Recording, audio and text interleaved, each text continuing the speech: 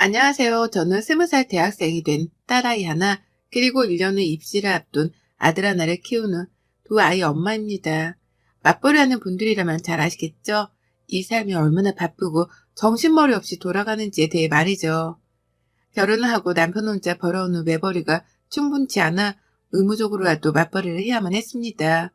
힘들어도 할 만은 했었어요. 집에 와서라도 돌봐야 할 사람이 따로 있는 게 아니었기에 해야 할 일이라는 게 없었거든요. 하지만 아이를 낳고 나서부터는 얘기가 180도 달라졌습니다.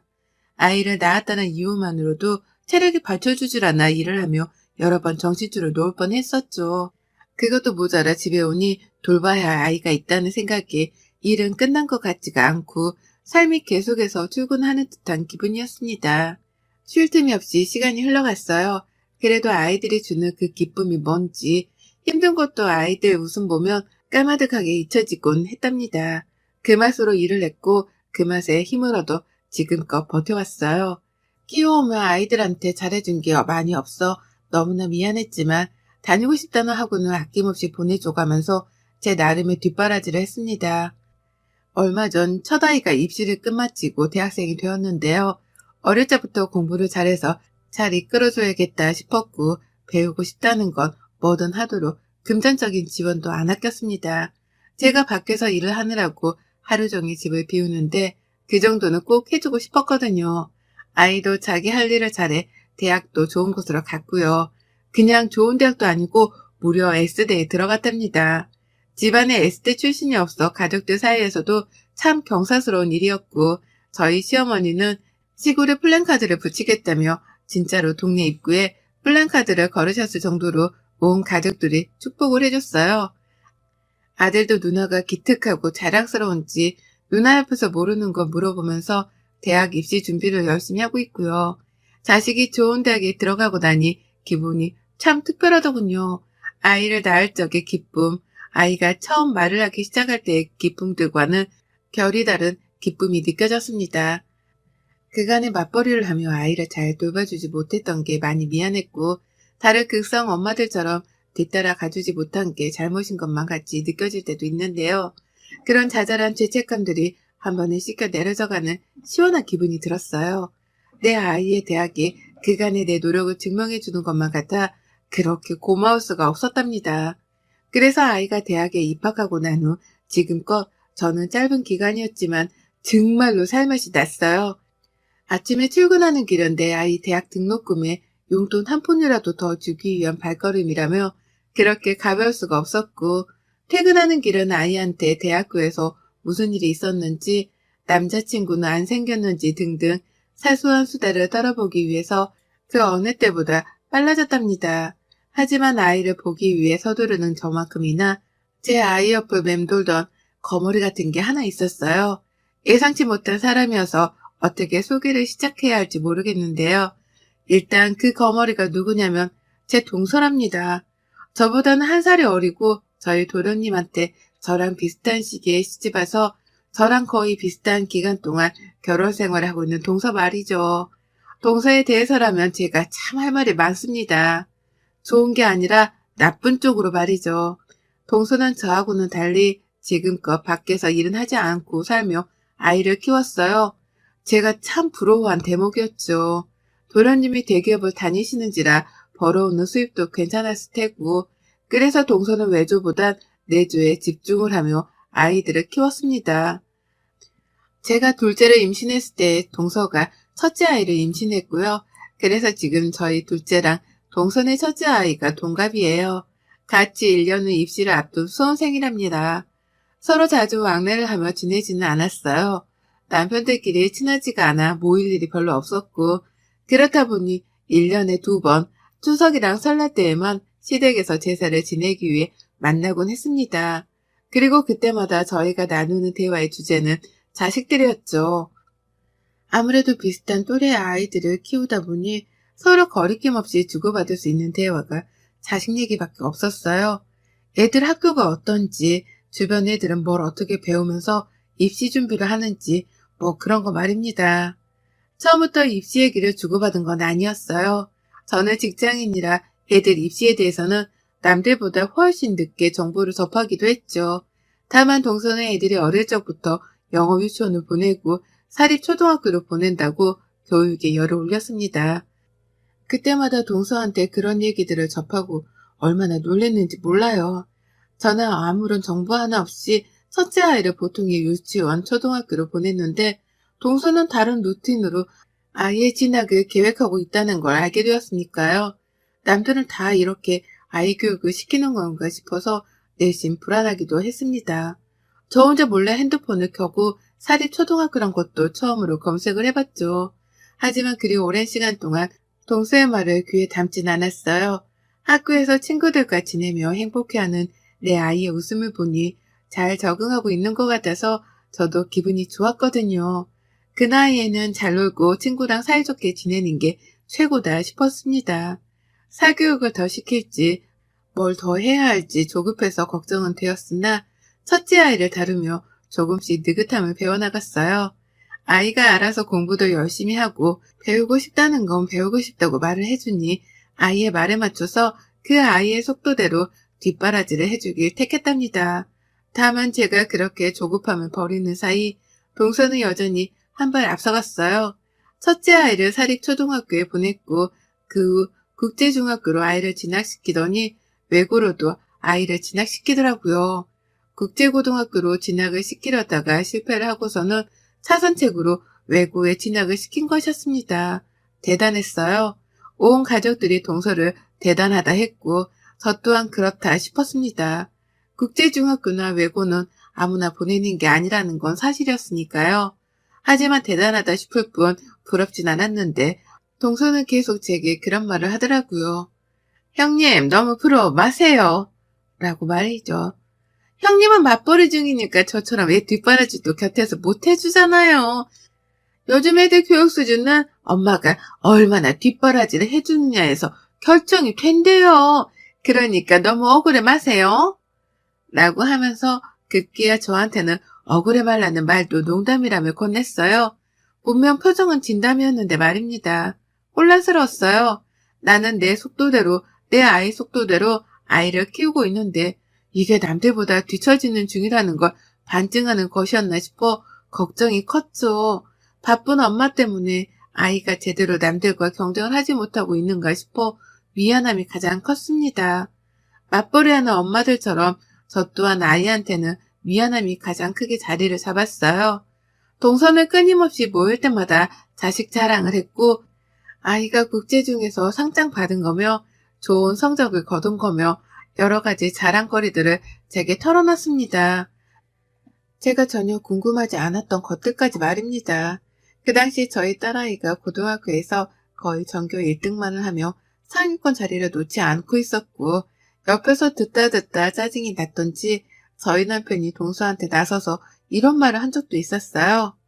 우리 딸은 지금 학교에서 전교 1등인데 우리 딸도 공부 잘하는데 라고 말이죠. 우리 딸 자랑도 좀 해보라면서 저한테 곁눈질을 주며 동서에게 이런 말을 했었죠. 그러자 동서는 잠시 쉼도 없이 대답했습니다. 그쵸. 용꼬리로 사는 것보다 닭대가리로 사는 게 낫죠. 라고요.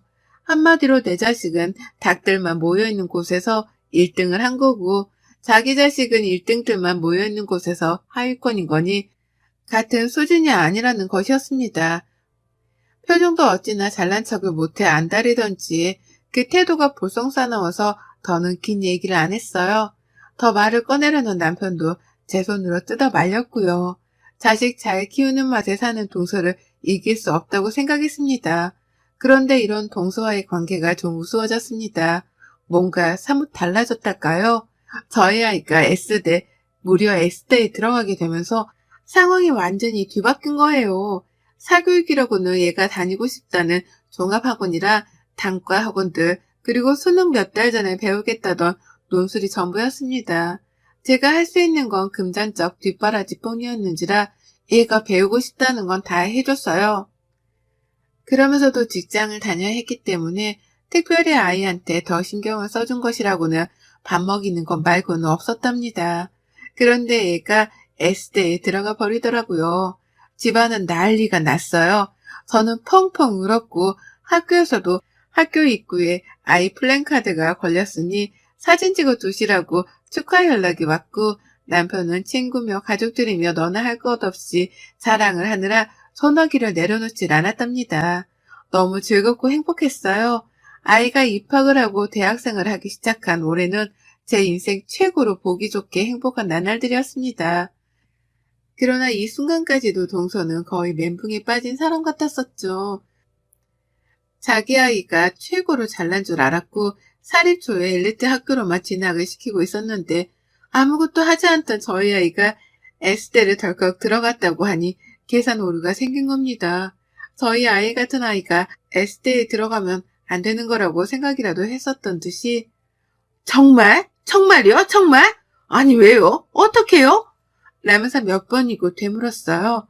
축하한다 그 말 한마디는 끝까지 입 밖으로 꺼내질 않더라고요.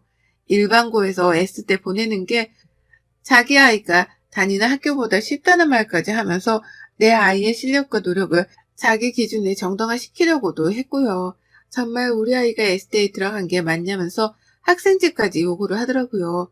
그러니 저희 남편은 가뜩이나 동서 말이 기분 나쁜데 한편으로는 신이 났는지 아이 학생증을 프린트까지 해서는 동서한테 건네줬었답니다. 이걸 보고서도 왜 시조카의 대학 입학을 못 믿냐고 핀잔을 주면서까지 말이죠. 아무튼 저는 그러는 동서가 너무 기분이 나빴지만 내 아이가 S대에 들어간 걸로 만족하고 감사하고자 했습니다. 그리고는 한동안 동서랑은 또 연락을 안 했어요. 지난번 추석 때에는 저희 둘째 아이가 코로나에 걸려버린 바람에 온 가족들이 전부 다 시댁에 불참을 했고 그로 인해서 올 초 설날 이후로는 쭉 동서를 만나지 못했답니다. 그러다 참 어이없게 동서를 맞닥뜨렸어요. 얼굴을 봐야 한다면 내년 설이나 볼 줄 알았던 동서를 말입니다. 큰아이가 대학 생활이 바쁜지 가끔씩 집을 늦게 들어왔어요.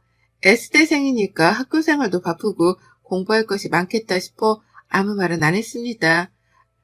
그런데 곰곰이 따져보니까 아이가 늦게 들어오는 날이 딱 매주 수요일과 금요일이더라고요.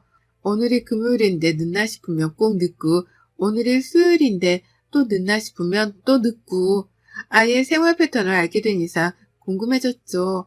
애가 매주 수요일 금요일마다 뭘 하느라 늦게 들어오나 싶어 말입니다.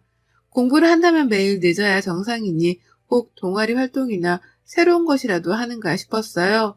그래서 별 생각 없이 물었습니다. 뭘 하는 중이냐고 말이죠. 그런 애가 뜨끔해 하더라고요. 제가 못 물어볼 걸 물어봤다는 듯 아니면 뭘 알고 있는지에 대해서 확인이라도 하겠다는 듯 왜? 뭐 알아? 라고 되물었어요. 그리고 전 거기서 확신을 했죠. 내 아이가 나한테 지금 뭘 숨기고 있다는 거 말입니다. 회사에서 이 나이 이때껏 직장 생활을 하며 키워온 눈칫밥이 몇 년인데 다른 사람도 아닌 아이의 표정은 결코 저를 속일 수 없었습니다. 그리고 전 그때부터 큰아이를 살폈고 한 번은 금요일에 아이 학교로 갔어요. 야근을 했는데 집에 가는 길에 아이랑 같이 집에 들어가도 되겠다 싶어서 전화를 한 겁니다. 가는 길에 학교를 들렸다가 만나서 가겠다고요. 그러자 아이는 너무 당황해하면서 지금 집에 이미 가는 중이라고 먼저 가라는 거예요. 그래서 저도 아이랑 길이 어긋났나 보다 싶어서 알겠다고 대답하고서는 바로 집에 갔습니다. 그런데 아이는 제가 집에 도착을 하고 나서도 무려 1시간이나 더 늦어서야 집에 도착을 했어요. 분명 이미 집에 오고 있었다는 아이였는데 저보다 늦게 집에 도착을 한 거예요. 학교로는 가지도 못하게 하고 중간에 만나지도 못하게 하고 분명 이상하다 싶었고 그날 저는 아이를 붙잡고 진지하게 물었습니다. 학교에서 무슨 알바라도 하는 거냐고 알바를 하면 한다고 말을 해도 된다며 요즘 같은 세상에 흉한 일이 많으니 스케줄이 있으면 부모님께 말이라도 해서 걱정을 덜 하게 해달라고 말이죠. 그러자 아이가 그제서야 털어놓더라고요. 아주 어렵사리 그리고 부끄럽다는 듯 말입니다.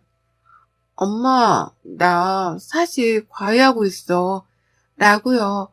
내 아이가 과외를 하다니 알바를 한다는 소리잖아요. 너무 기특하더라고요. 스스로 돈을 벌고 있다는 사실이 말입니다. 그래서 남편이랑 저는 어디서 어떻게 그런 일을 시작했냐며 너무 기특하다고 칭찬을 막 해줬습니다. 얼마를 받고 일을 하냐며 농담 반으로 물어보기도 했죠. 그런데 아이는 대답을 머뭇거렸고 말을 하기 싫다는 듯한 표정도 취하길래 그때부터 불안했어요. 그리고 그때 보다 못했는지 저희 둘째 아이가 나서서는 대신 대답을 하더라고요. 누나 뭘 숨겨? 말할 건 말해야지. 엄마, 누나 지금 수인이 과외 시켜주고 있어. 숙모가 해달라고 해서 하고 있는데 돈은 한 푼도 안 받는데. 라고요. 청천벽력과도 같았어요. 다른 사람도 아니고 동서랑 얽혔다는 것도 화가 나 죽겠는데 동서네 아이 과외를 시켜주고 있다니요. 그것도 에스테식이나 다니고 있는 내 아이가 과외를 시켜주는데 과외비 한 푼도 안 받는다니 이게 뭔 말도 안 되는 소리냐면서 남편이랑 제가 들고 일어났습니다. 평소에 살가웠던 동서라면 제가 이렇게까지 화를 내진 않았을 거예요.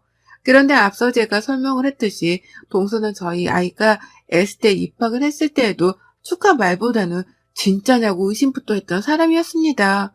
평소에도 자기 자식이 특별하다며 자랑질을 그렇게 늘어났었고 저희 애들은 보통이라며 비교하는 발언도 서슴찮던 인간이었어요. 그런 여자가 내 아이를 자기 자식의 과외선생으로 불러들인 것만으로도 놀라워 죽겠는데 저희 부부한테는 끝까지 비밀로 했던 사실이 충격이었죠. 그도 모자라 소중한 내 자식 시간을 뺏어가면서 과외비 한 푼을 안 줬다니. 우리 둘째 아이도 입시생이라서 큰아이의 도움이 필요하다면 필요한데 둘째 아이가 아닌 동선의 자식 과외를 시켜주고 있다는 걸 알게 되니 천불이 났습니다. 남편은 주저앉고 동서에게 연락을 했고 저는 그 사이 아들, 딸을 모두 앉혀놓고는 대화를 시도했죠. 저희 아들은 누나가 자기 공부를 도와주는 것만으로도 고마웠는데 갑자기 동서가 자기 딸 과외를 시켜달라고 불러내서는 자꾸 데려가려 하는 바람에 화가 났다더군요.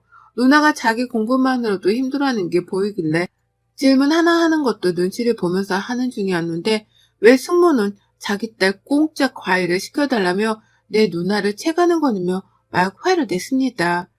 저희 아들 입장을 전 충분히 이해할 수 있었죠. 문제는 딸의 입장이었는데요. 저희 딸도 별반 다르진 않더라고요. 나도 힘들어. 근데 숙모가 자꾸만 도와달라고 가족끼리 왜 못해주냐면서 나쁘다고 막 매달리니까 어쩔 수가 없더라고. 라고 하며 급기야 정신적으로 많이 힘들었단 말까지 털어놨습니다. 저희 딸 진짜 공부밖에 모르고 살던 애거든요. 정도 많아서 유치원 시절 친구들까지 지금껏 사이좋게 지내고 있고 주변 사람들한테 내 딸 못됐단 소리 한번 못 들어봤습니다. 제가 봐도 얘가 참 순진무구해서 저러고 공부만 하다가 나중에 사회를 어찌 나갈까 싶어 걱정이 된 적도 한두 번 있었을 정도였어요. 그런데 그런 제 딸을 저한테는 한마디 물어보지도 않고 불러내서는 공짜로 과외를 시켰다니 지 자식 시간만 소중하고 내 자식 시간은 전혀 배려를 안 해준 거잖아요. 이미 남편은 한쪽에서 동서랑 말싸움을 시작했어요. 일방적으로 욕을 날리고 있었죠. 애가 바쁜 신입생인데 차비 하나 챙겨줬어도 내가 이렇게까지 전화는 안 했을 거라며 어떻게 부모한테 아니 우리한테 한마디 상의도 없이 애를 불러다가 지 자식 과외를 시킬 생각을 하냐며 막 따졌습니다.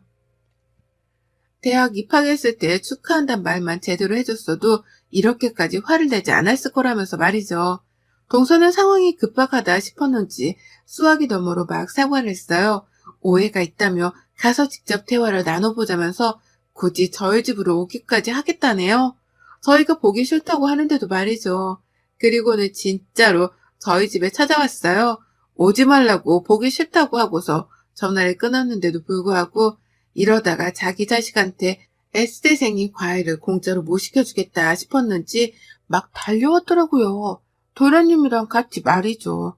도련님은 영문도 모른 채 끌려왔다는 표정으로 옆에서 멀뚱거리며 어쩔 줄 모른 채 서 있었고 동서는 저를 보자마자 형님 라고 하면서 달려와 제 팔을 붙잡았어요. 거의 무릎만 안 꿇었지 자세는 꿇은 것 비슷하게 매달려 있었고 왜 이러냐며 손을 낚아채자 그제서야 동서는 진짜로 무릎을 꿇어버렸습니다. 놀래서 애들을 방으로 들여보내고 나니 동서는 막 하소연을 시작했어요. 형님, 내가 그간 내 자식 S대 하나 보내는 목적으로 사립초 보내고 국제중 보내며 돈지랄을 했는데 얘가 지아빠 닮아 머리가 나쁜지 도저히 가능성이 안 보여요. 내가 오죽했으면 이렇겠어요? 내가 진짜 오죽 에스테를 보내고 싶었으면. 라고 말이죠. 그간에는 그렇게 지 자식 잘났다 자랑질을 하더니만 이제 보니 그렇게 돈지랄을 떨며 좋은 학교에 보냈어도 얘 머리가 그리 좋지 못했나 보더라고요. 하지만 제 생각은 변함이 없었습니다. 그러면 적어도 저한테 비밀로 하지 말거나 남편 말대로 애한테 집에 갈 차비라도 줘야 했던 게 아닌가 싶었으니까요. 돈이 없는 사람도 아니고 그간 그렇게 애 사교육에는 돈을 썼으면서 왜 내 딸한테는 차비조차 주지 않은 채 공짜로 과일을 받았냐고 따져 물었습니다. 내 딸이 그렇게 우스웠냐고 당연했냐고 말이죠. 그러자 동서는 뭐라는 줄 아세요? 참나, 돈이 없다네요? 남편이 돈을 벌어와봤자 대기업에서 받는 월급이 전부인데 그간의 사립초 학비에 국제중 학비 그걸로도 모자라 외고 학비까지 더해서 도무지 돈이 남아돌지 않는다면서 막 하소연을 하다가 눈물까지 쏟는 겁니다. 이게 다 자신의 치맛바람 때문에 벌어진 일인데 어떻게 수습을 할 수가 없어서 하다 제 딸한테 공짜로 과일 좀 해달라고 도움을 요청한 거라고 말이죠. 그러니까 동서는 정말 과일비를 줄 돈이 없어서 제 딸한테 무상 과일을 요구했던 겁니다. 아유, 어쩌다 그 지경이 되었는지 저도 모르게 동서가 너무 한심스럽단 표정으로 바라봤어요. 그러자 동서는 자존심도 상하는데 방법이 없다 싶었는지 자포자기를 하고 눈물바람을 보였고요. 도련님은 그 옆에서 동서와 저희 부부가 주고받는 대화를 듣고서야 상황 파악이 된 건지 땅만 보면 어쩔 줄 몰라 하더라고요. 집 마누라가 쪽팔렸던 겁니다. 결국 저희 부부는 그날 그대로 눈물바람인 동서를 돌려보냈어요.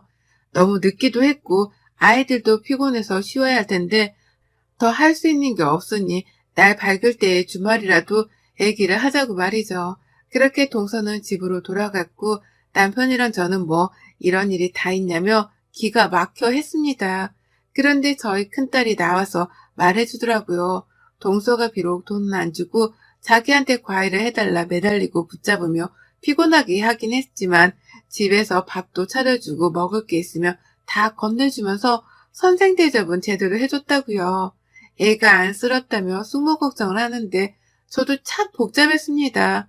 오죽 돈이 모자라고 오죽 아이를 좋은 대학에 보내고 싶었으면 저렇게까지 자존심을 구기고 우리 딸을 찾았을까 싶어 말이죠. 평소 같으면 자존심 세운다고 콧대만 세웠을 여자였거든요. 그 후 저희 부부는 많은 고민을 했습니다. 이대로 동서를 돈줄 내줄지 아님 윗사람들로서 우리가 가족을 챙겨야 할지에 대해 말입니다. 사이다스럽게 동서한테 쓴 말을 날리고는 확 연을 끊고 사는 방법도 있겠으나 저희 부부는 그렇게까지 하고 싶지 않았어요. 다 자식 잘 되게 하고 싶은 부모의 마음이라는 걸 잘 알았기 때문에 동서를 마냥 탓할 수 없었던 겁니다. 그러다 결국 저희 부부는 결론을 내렸답니다. 정확히는 큰딸, 작은아들과 다 같이 결론을 내렸어요. 그건 바로 동선의 아이 과일을 시켜주는 것이었답니다. 큰아이가 자기 동생 과일을 봐주는 동안 동선의 아이가 저희 집으로 직접 찾아와서는 겸사겸사 같이 공부 과일을 받고는 집으로 돌아가는 것이었죠. 저로서는 제 딸 시간을 아껴주고 또 제 아들 과일을 시켜주는 꼴이라 좋았고 동서로서는 딸아이의 이동 스케줄이 바빠지겠으나 끝까지 S대생한테서 공짜로 과일을 받긴 받을 수 있으니 좋은 것이었죠. 최대한 가족들끼리 척지지 않고 이루어 수 있는 점을 생각하다가 고안해낸 방법이었습니다. 그리고는 이 말을 직접 제가 동서에게 전달했죠. 내 딸아이도 대학생활하며 바쁜 아이니까 정 과일을 받고 싶으면 딸을 데리고 동서가 직접 우리 집으로 찾아오라고 말입니다. 우리 아들 과일을 받을 타이밍에 겸사겸사 같이 들으라고 말이죠. 그러자 동서는 아주 감사하다며 절이라도 할 듯이 수긍을 했어요. 고맙단 말을 끝까지 놓치지 않고 하더라고요. 오죽 S대생이 과외가 급했으면 자기 딸아이를 직접 우리 집으로 오게 하라고 하는데도 불구하고 알겠다고 그 제안을 받아들이더니만 지금껏 정말로 일주일에 2번씩 저희 집으로 아이를 보내고 있답니다. 그렇게 와서는 쥐죽은들 저희 딸한테 과일을 받곤 집으로 돌아가는 바쁜 일상을 반복하고 있어요. 가끔씩 저희 집으로 올 때 과일이나 먹을 것 등을 하나씩 싸서 보내오기도 하고요. 그리고 저희 부부는 그런 식으로 작은 성의를 보이기 시작한 동서의 태도를 높이 사며 쿨하게 이번 일은 더 문제 삼지 않기로 했답니다. 과일을 해주는 것만으로도 고맙다며 제 딸에게 고맙다는 성의 표현도 하고 가끔씩 먼저 안부를 묻는다며 제게 연락도 하는 동서의 변한 태도가 눈에 훤히 보이기 시작했으니까요. 그렇게 저희는 같이 공생하는 방법을 택했고 저희 딸아이는 좀 더 편안한 환경에서 동생이랑 사촌동생 과외를 해주며 여가 과외 활동을 하고 있어요. 전 이번 일을 겪으면서 하나 깨달은 게 있습니다. 사람이 늘상 익은 벼처럼 겸손해야 한다는 걸 말입니다. 자랑하고 내세워봤자 좋을 거 하나 없고 좋은 일이 있어도 겸손할 줄 알며 이치에 맞게 살자고 말이죠. 아마 동서도 그걸 뼈저리게 깨우쳤을 거라 생각해요. 저는 이제 동서한테 자식 자랑 쓸데없이 듣지 않을 생각하니 벌써부터 귓속까지 다 시원합니다. 여러분의 생각은 댓글로 남겨주세요. 오늘도 시청해주셔서 정말 감사합니다.